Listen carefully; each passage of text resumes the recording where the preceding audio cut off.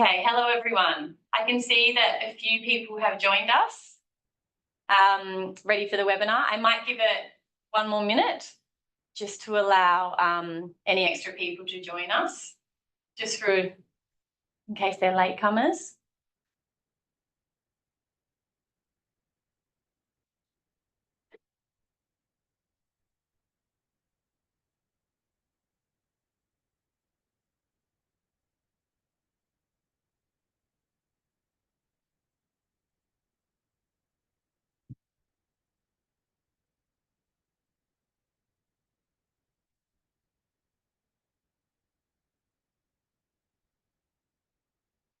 Okay, we might get started, and if anybody joins before we've got going, that's completely fine. So hello everybody, welcome to our webinar today. My name is Rachel Nielsen and I am head of the plugin here at COTA SA, plugin here at COTA SA, and I'm also the research and engagement manager. So today you've joined our webinar, which is effective ways to engage with older consumers. Although I'm greeting you for this webinar, my colleague Shamila will be actually delivering the presentation today. We hope that she would be in here in the office with me, but she's feeling a little bit under the weather, unfortunately. So she is joining from her home office. I'll introduce her in a moment. How the session will work today is that we have a presentation that we'll be showing you through some slides, and then we'll do a Q&A at the end.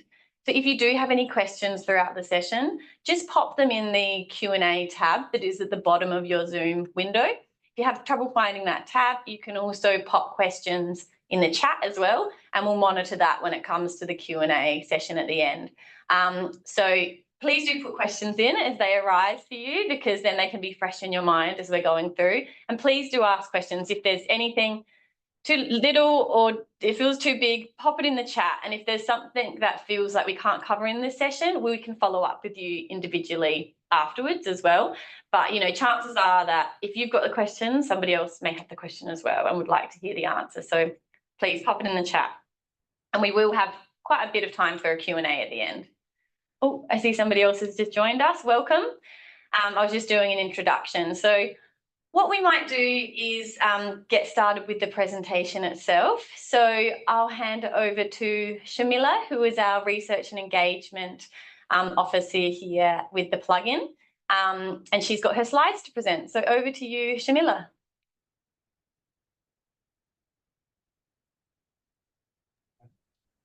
Thank you very much, Rachel. Can you hear me okay, Rachel? Yes, I can. Right. And you can see the slides okay? That's right, you're good to go. Fantastic.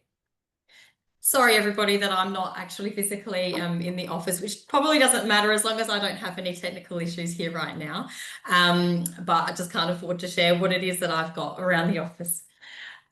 Very excited to have you with us today to discuss effective ways to engage with older consumers. And I just wanted to begin today by acknowledging that we are hosting the webinar on the land of the Kaurna people, the traditional custodians of the land on which we gather today. I'm really grateful and to have been born to live and work on Kaurna land, and I pay my respects to the elders past, present and emerging, and from wherever you are joining us today. So why we are here today?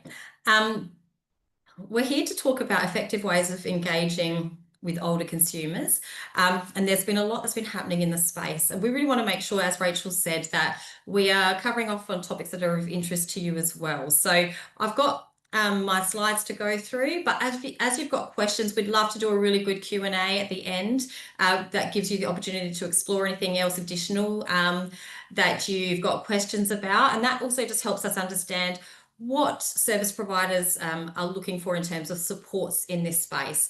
Really important for us as we move through.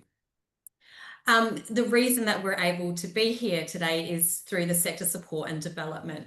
And so this funding has given us the opportunity to prepare a presentation that focuses on the effective ways of engaging with older consumers.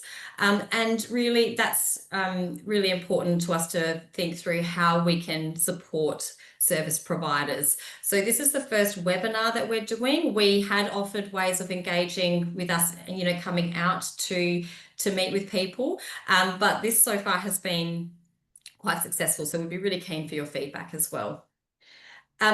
The plugin itself, we have really strong connections with older consumers through COTA SA.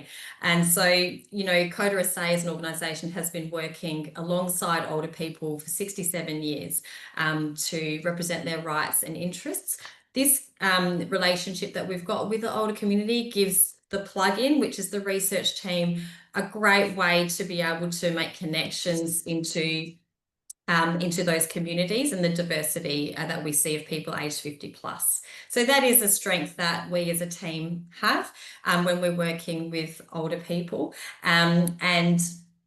The work that the plugin more broadly does depends on who engages us, but it's those strengths through COTA SA that gives us inroads into working with older people, and that is our expertise. So consumer engagement, why do it? It is really about making sure that when we are working and delivering services to older people, we're recognising that they are actually the experts on themselves. So they really need to be represented in the decisions that affect them.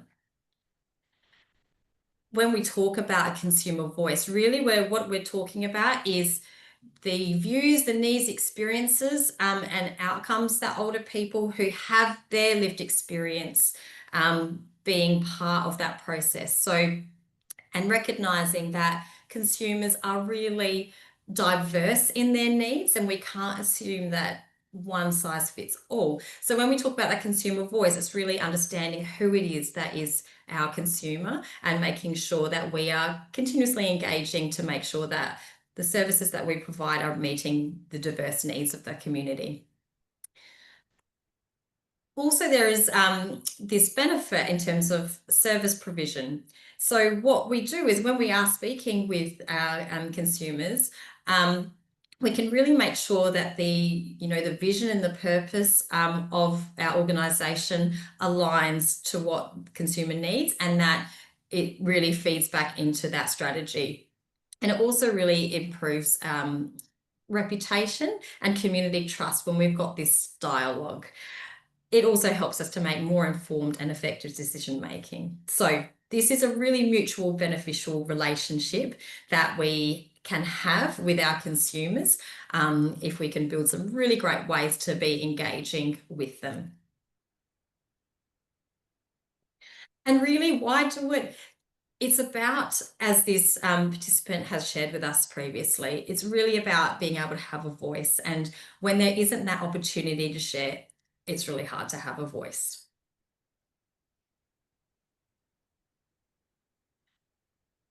Best practice consumer engagement. So we know that there is this really strong focus around regulatory requirements in the sector.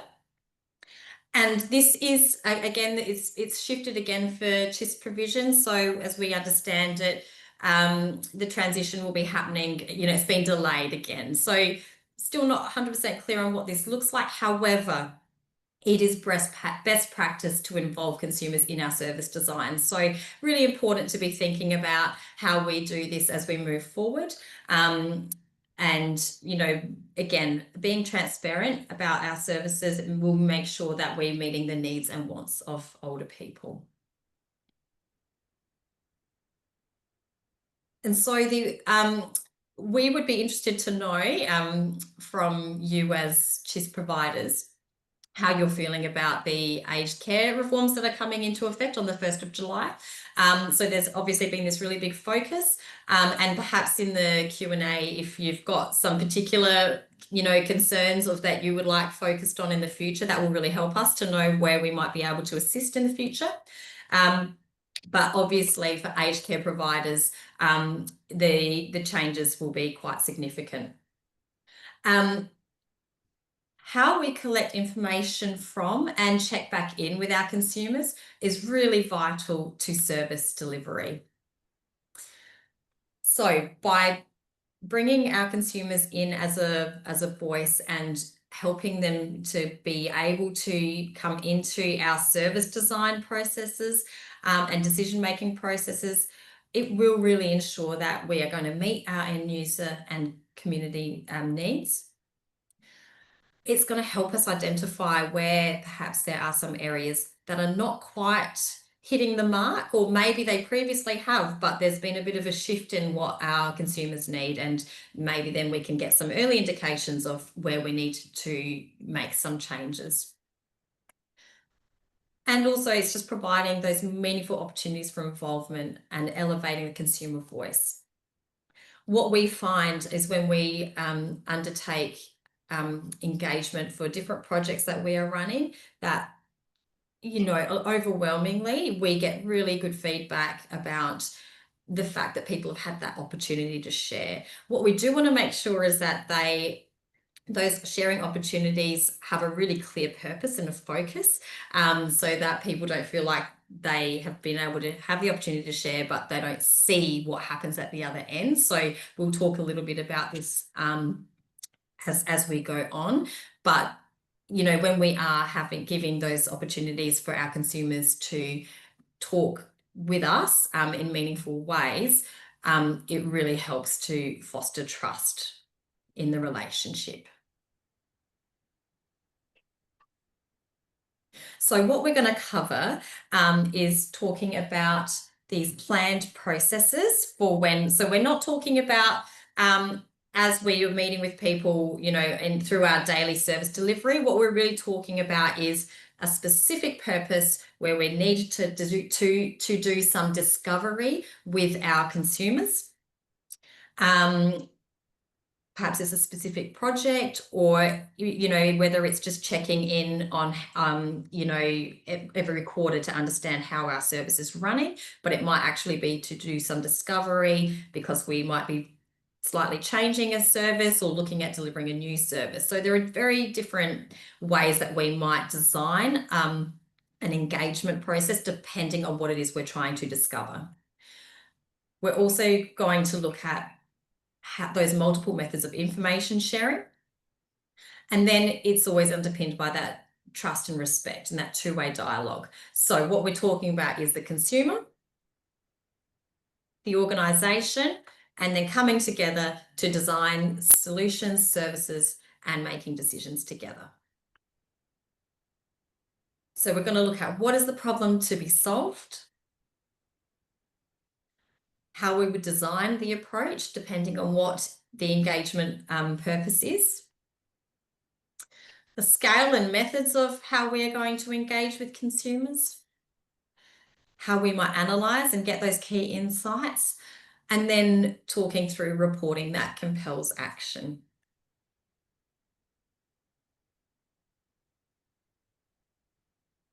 So, as I touched on a little bit before, we really want to make sure that our interactions are meaningful when we're speaking with our consumers. We've got to be really clear about the purpose of the engagement and what is the outcome that we are seeking to achieve. So what we can tend to find is that if we are a little bit unclear about what the boundaries are, it can possibly lead to some frustration. And I'm not sure if people have had this experience if you've done some consumer engagement, but if I have run something that feels like it's got a little bit out of control, perhaps it hasn't been perhaps it's been because I wasn't quite clear about the boundaries, or it was a challenge to bring people back to the focus. So we want to be really clear when we go into something about what it is we're here to do, and be able to bring people back to that purpose.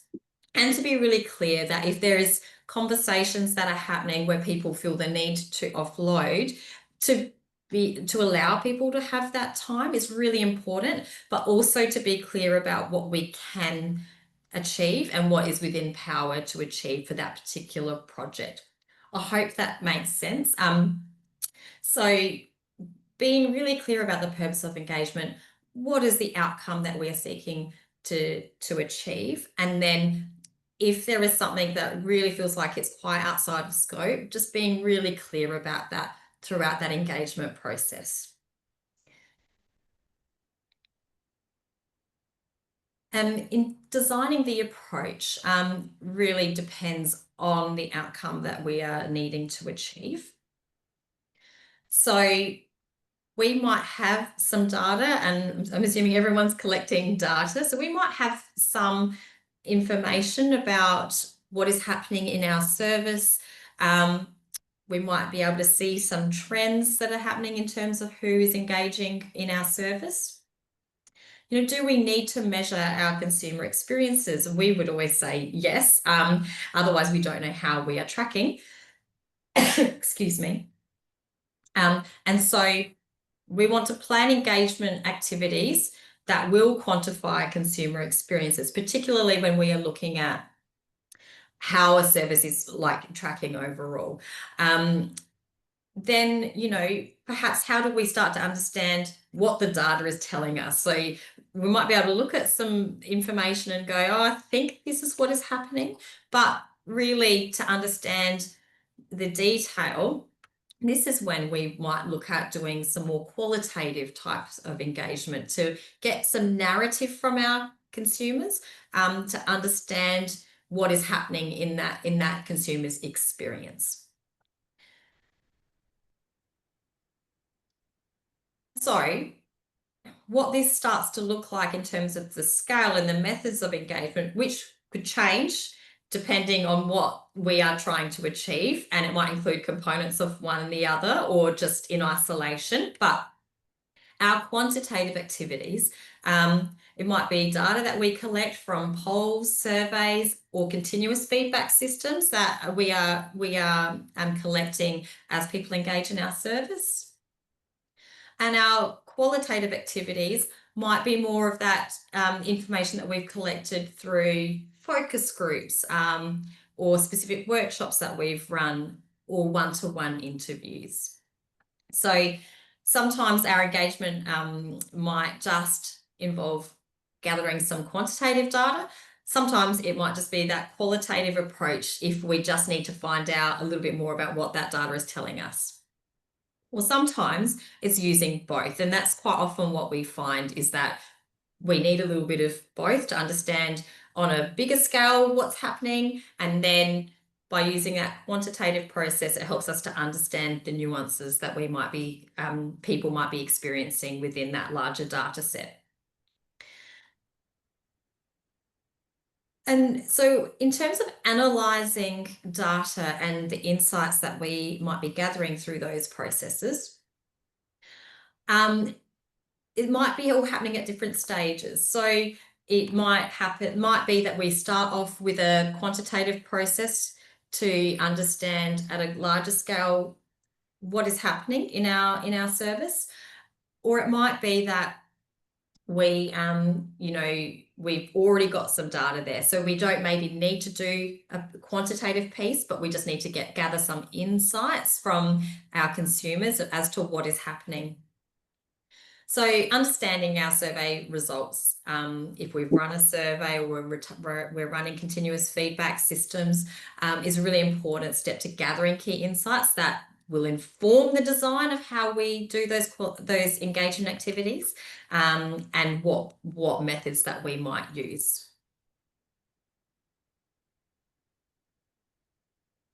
So in terms of our quantitative processes, we will gather our data, and then we might get some key insights as to what is happening in a service or what our consumers want, what their experiences are, what their needs are.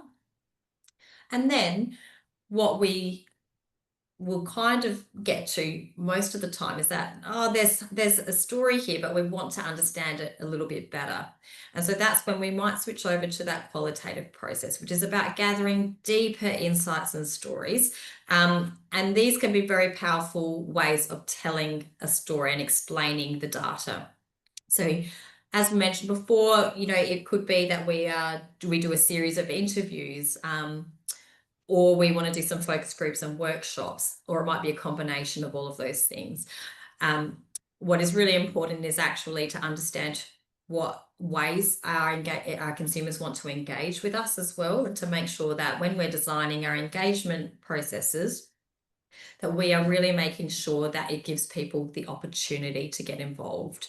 And that might mean being available in person or being available online, various different ways. And so what we do when we run our own projects at the Plug-in is we always offer a myriad of ways for people to get involved with us.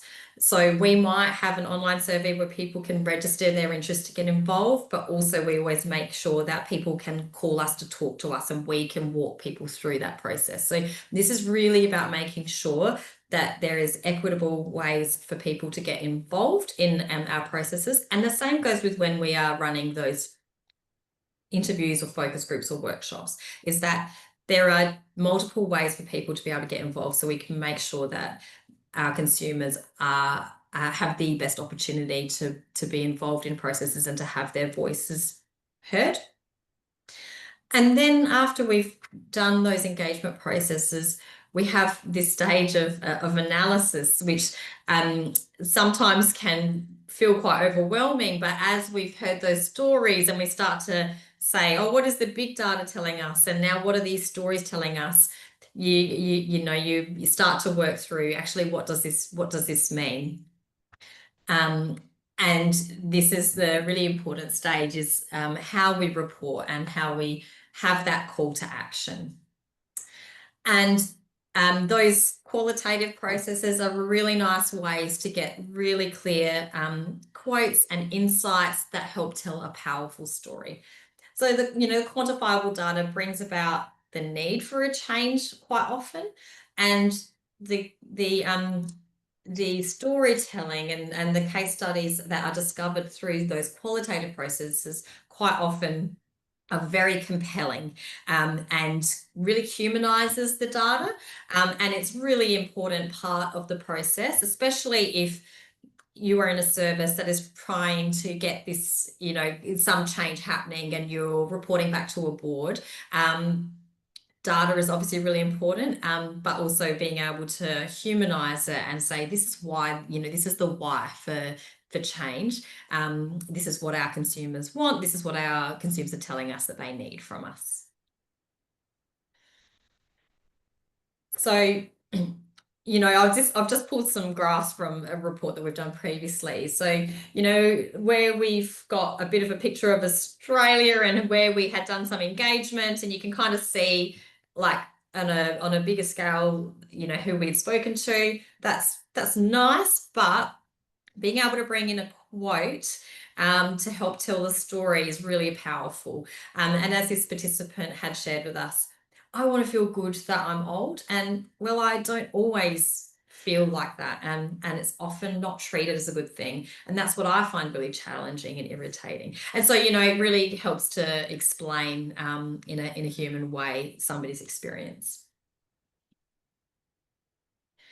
And so what we wanted to do was just to share some case studies that may be relevant to you in your organisation, that can kind of give a bit of a picture of where you might be able to, design some consumer engagement, or where you might be able to bring somebody in to support that.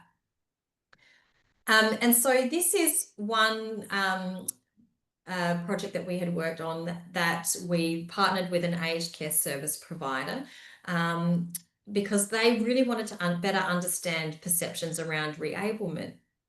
So they knew that from anecdotal feedback in their service, people were perceiving reablement as an exit path and weren't necessarily viewing it favourably.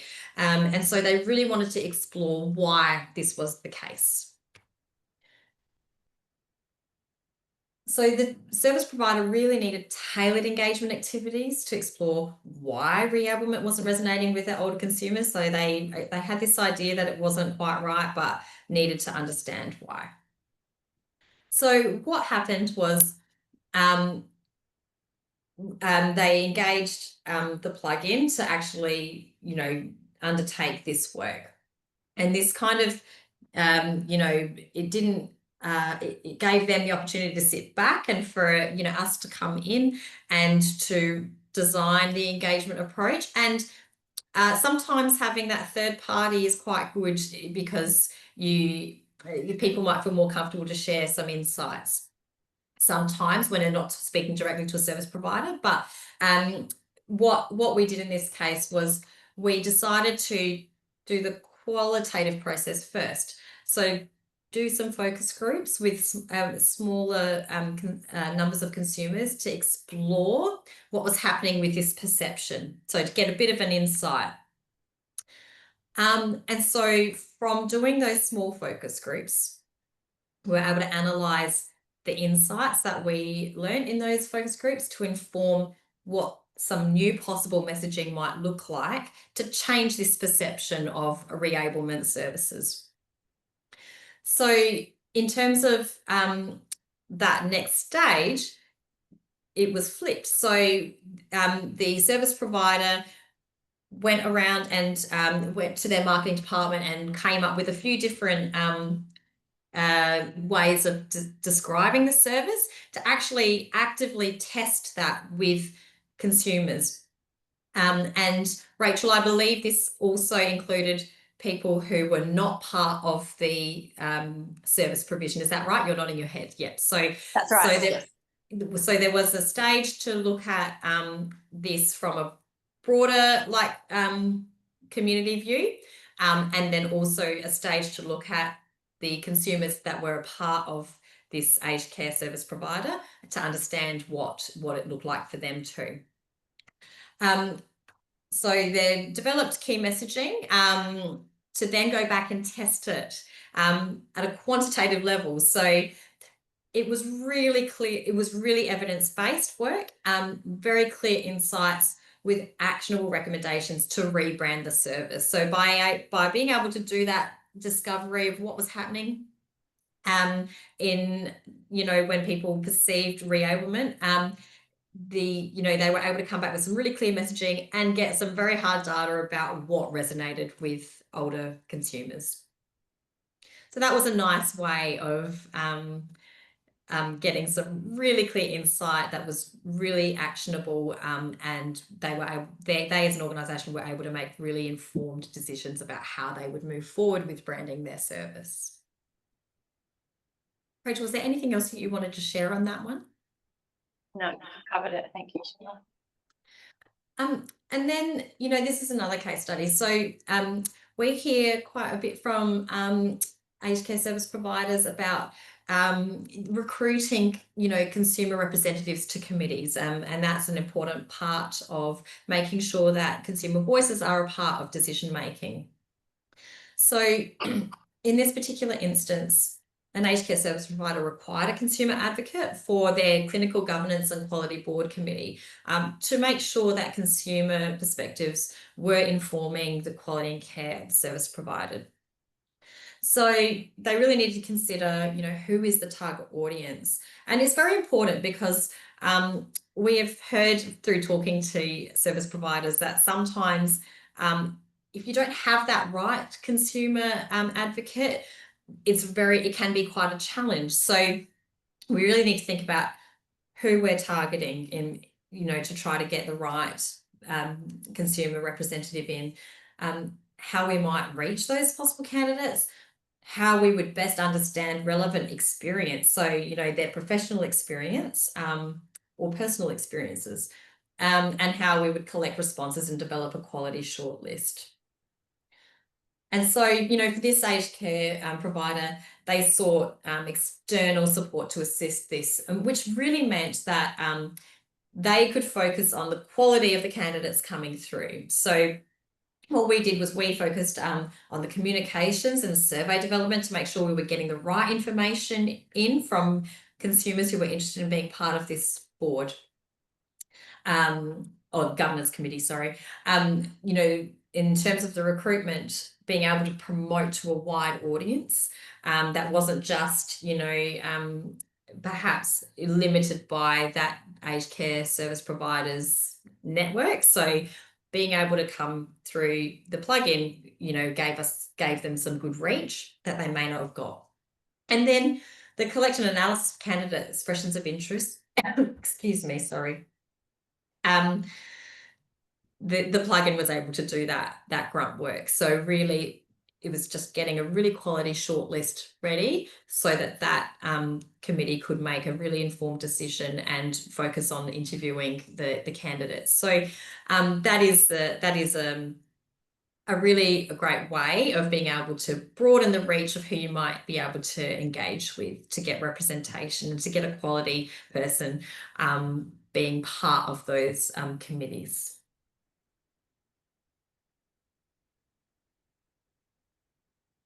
Okay, and I think I've covered that off.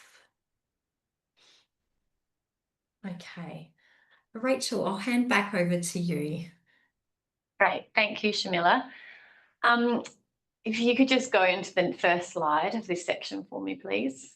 Great. So thank you. So Shamila has sort of taken us through these best practice tools and tips about engaging with older consumers. And these may be tools that you'll be able to implement straight away to engage with older consumers in your organisation. And they may be for, discrete little projects or to get good representation on your board or for committees. But there may be some projects that just feel a bit above and beyond what can be done in-house for your organisation. And that is when our work here at the Plug-in, that's where we can step in. We are specialists in community engagement with older Australians. We are experts in the best practice methods for engagement. And as part of the sector support and development, national funding, we can offer our engagement services to CHSP providers at a discounted rate. So that's something to really think about. If there is a big project or a big problem, or you've got some data that you want to look into a bit further, that's something that we can help out with. So we have an engaged research cohort, we call it a panel, of older people here in South Australia, who we engage to participate in research for us. So they're located across South Australia and also in other states around Australia as well that can be engaged to, answer a research question that you may have. We're also, as Shamila said at the beginning of the presentation, we're powered by COTA SA. So COTA SA is such a trusted and well-recognised organisation. We work independently, representing the interests of older South Australians. So because of that, we often find that older people are very willing to participate in projects that we have running. And how it works is the plug-in works as a social enterprise model, and we're connected to COTA SA. So any projects that we do here at the plug-in feed into the important work of COTA SA. Okay, next slide, please, Shamila. So in terms of our experience, so Shamila did go over a couple of case studies of the projects that we've worked with, but we've worked delivering projects for clients across a whole range of different sectors: aged care, health, government, finance, technology. You name it, we've done it. We've worked with local council, we've worked with other CHSP providers, and then also more commercial businesses as well. So what we do, how it works with engaging our services, is that we'll work alongside our clients to develop a deeper understanding of the people and audiences and communities that they want to know more about. And then we'll recruit participants to participate in a study, either via your networks or via our own network as well, based on the criteria and specific demographic needs of each individual project. So it's very tailored based on the project. So there's just a list of some of our notable clients there, but I won't go through them. All right, Shamila, next slide, please. And so this is our team here at the Plug-in. We're a very small team, but we're a very small but mighty team. So as I said, and Rachel headed the Plug-in. We also have Talia Kua, who is our Research and Engagement Officer, and Shamila, Research and Engagement Officer. So we get a lot done for our small team, but we really are experts in the needs and the wants and the desires of older people when it comes to consumer engagement, and what is really going to develop a research project that is going to meet the needs of older people. Okay, next slide, please, Shamila. Oh, and that's the end. Come to the end of the presentation side of things. So I'll just have a look at the questions that have come in. Okay, one question that's come in is, how do you make sure you have the right person for a panel? Okay, I think they're meaning a panel or consumer representation on a board potentially. So Shamila, you did say that, didn't you? So the right person. Do you want to answer that one, or do you want me to? So this is where we really consider how we are, like the questions that we're asking, to make sure that we are getting a really good insight into what a person's professional experience has previously been, as well as what their personal experiences have been. And it really depends on the type of committee or, that they're going to be coming to sit on. So we would work with the service provider to make sure that we're really clear about what it is that they're looking for in terms of professional and personal qualities, and then run it like we would like a job. We're running a job advertisement, so really making sure that we're asking the right questions, so that as responses and expressions of interest are coming in, we can really make sure that we're getting the right quality candidates. That we will vet as we go through those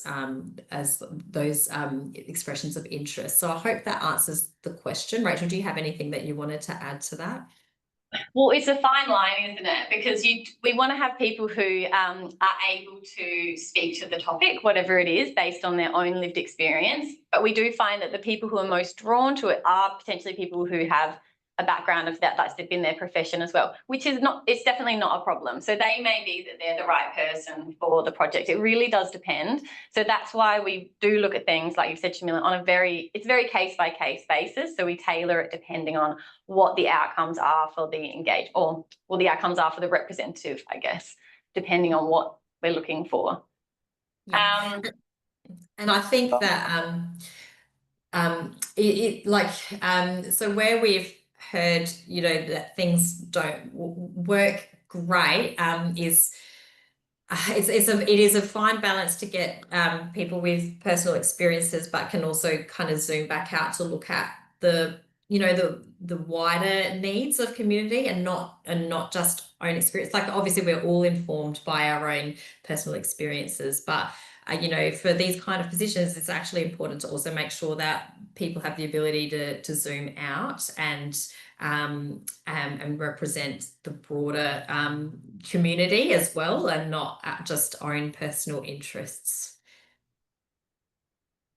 Yeah, that's right, Shamila. Thank you. Okay, we just have one more question here. So if anybody has a question, just pop it in now and we'll still be able to get to answer that. But the other question is, this is a good one. Do you find online surveys to be a deterrent for older people? That's a good one. Shamila, do you want to answer that one? It is really important to offer opportunities to engage in multiple ways. So obviously, we are in an age of information and technology, and what is important to recognise that we find is that we can't assume that older people are not wanting to engage with us in this way, because many people are. However, it's really important to make sure that we're also engaging in different ways, and providing the opportunity to do that. And so we always offer people the opportunity to actually call us, and what we have found is some people really are a bit fearful of online, and so we make ourselves available to meet with people in person, or to support them over the phone to respond to opportunities. So it's a loaded question. I think it's really important to be able to offer the opportunity to engage in many different ways, to make sure that we are available and not precluding anybody. What we have been doing work recently, it might be of interest, because one of the things that COTA SA more broadly hear about is cost of living being the #1 concern for people aged 50 plus in South Australia. We've been hearing this for quite a while now. And so we're undertaking a project at the moment through the support of the Wyatt Trust to understand this better. And so I've lost where I was going with this, Rachel. I think you were going to say that I think this is where you were headed, that we offer in-person workshops, but then there are some older people who actually were preferring online because if they had mobility issues or getting to a venue was a challenge, the online option was actually ended up being better for the older people. And so what we often do when we do a workshop online is we'll offer sessions with practice sessions with people so that they can get acquainted with the technology, and it's sort of like a educational session where we'll get them ready to use Zoom or whatever it is we're going to be using, but likely Zoom, so that they feel comfortable when they're going into that workshop. And because if they feel comfortable when they're going in, they're going to be much more likely to share. So that's really, really important. Yeah, that's right. And I think I was going to share as well that there's a bit of there is a bit of mistrust online in terms of different experiences that people have had, and it's kind of what we've been hearing through this other project. So I think it's important to be aware of it and to tailor opportunities to meet people's needs. So with this particular project, like Rachel's indicated, I've done in-person workshops, but made it available for people to be able to join online, particularly if people are still working full-time, to make sure that they have the opportunity to be involved. Or if they're not comfortable to be involved online, then, offering a phone interview, just to make sure that that person has the ability to participate. Great. Okay, we've got another question that's come in as well. It says, it can be easy to reach consumers that already participate in a program or group, etc. What strategies do you use to find the more hidden consumers? Excellent question.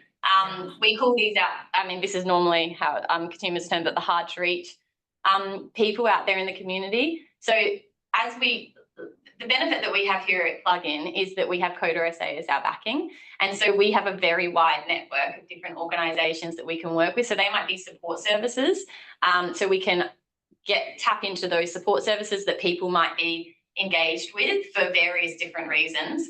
And that can be a really excellent way of reaching people. So that might be through the public health network, but it might be through private organisations as well. That can be a very helpful tool that we have.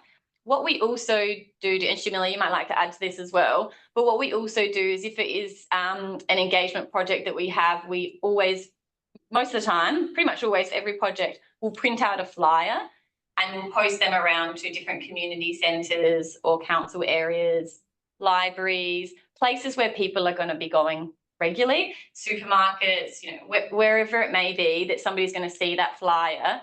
And if the project resonates with them, that they'll be able to get involved. We also do, for certain projects, we can conduct listening posts. So that's setting ourselves up outside a supermarket to be able to capture the thoughts and interests of people who would not be going along to those groups, but they are going to the supermarket. So that's a really, really effective way to get information or get insights or data from those people who are not connected to any services, or they're not involved in any different social groups or things like that. Shamila, is there anything else to add on that one? No, I think you've covered it off. The question is right. It is easy to kind of hear from the same people, and it is important to make sure that there is a diversity of voices. And also, being connected as well, depending on the needs of a project, being connected with, different cultural groups is really important as well. And we've got the ability to reach some of those harder to reach communities through the connections that we have at COTA SA as well. That's right. So that was our last question. Does anybody have any other questions to add in now? We still have a few more minutes. So now is your chance to ask a question. But, we'll actually go to the next slide if you like, Shamila, because that's got our contact information on it, doesn't it? Yeah, it does. Yeah. sorry. Yeah, there's our. There we are. So you'll see there's our phone number there, but there's also our email there as well. If this has sparked anything in you and you want to have any further questions that you want to ask us, please do email or call us. We're really happy to answer questions about anything that we've spoken about today, or if there's anything specific about a project that you have that you're sort of something niggling that you're thinking, oh, what can we do there? We really are happy to help. If it's going to make a project progress and it's going to be able to get the voice of the consumer more effectively into a project, that's what our mission is. So if we can help with that mission, then we're really happy to help. And also, I mean, I've kind of talked about this at the beginning, but we are really interested to hear how people are tracking with the aged care reforms, and especially as CHSP providers. Know that's kind of, rolling over again, but, what does the future look like? And to hear some of the concerns that people might have, to see if there's ways that, we can be tailoring the information that we are sharing, to meet those needs. So really keen to hear how people are going. Thanks, Shamila. Okay, well, if there's no further questions, we'll wrap up today. So thank you very much for being a part of this webinar. And like we said, please do get in touch if you've got any questions. But thank you very much.